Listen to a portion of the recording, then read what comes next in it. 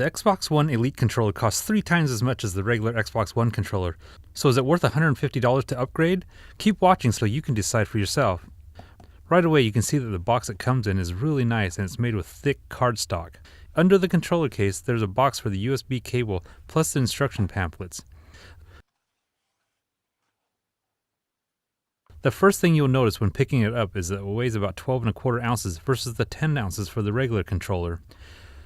You can also lighten the controller a bit by removing the paddles on the back. One of the things I really like about the Elite is the grip. It's fully textured and rubberized so it won't slip during intense gaming. You can customize the controller with 3 different thumbsticks. The really cool thing is that they're magnetized so they're easy to swap out. The D-pad can be swapped out just as easily with 2 different options. Looking at the back, there are 4 solid aluminum paddles for quick finger actions. They're also magnetized and easy to take out. When not in use, they can be stored securely in the carrying case.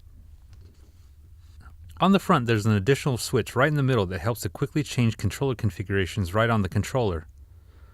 It's easy to program the switch for games that you play the most. Just go to the Devices Settings menu on your Xbox. You can fully customize the setup to your liking, but you can also search for different configurations created by other players for specific games. Once it's set, just flip between configurations 1 and 2 on the controller with up to 256 configurations you can save to the cloud, accessible on any console. You can also set the travel distance of the trigger buttons for trigger-intensive games. You can have regular full depth or set it to half for quicker response time. On the top there's a sync button and also the standard USB port. And on the bottom there's a familiar headphone port.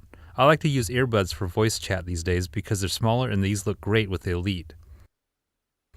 Rechargeable batteries are a great idea for the Elite controller, and you can use standard AA batteries and also high capacity molded batteries like this one from Jellycomb.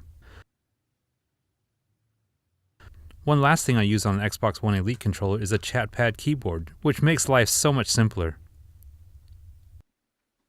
Microsoft really paid attention to the details for the Elite controller down to the high quality braided USB cable.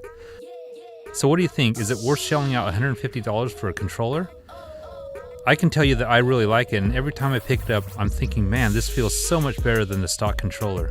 And yeah, the price is definitely steep, but when it's in my hand I don't regret it. If you're interested in the other accessories I use with my Elite controller, you can look down in the description for the full list.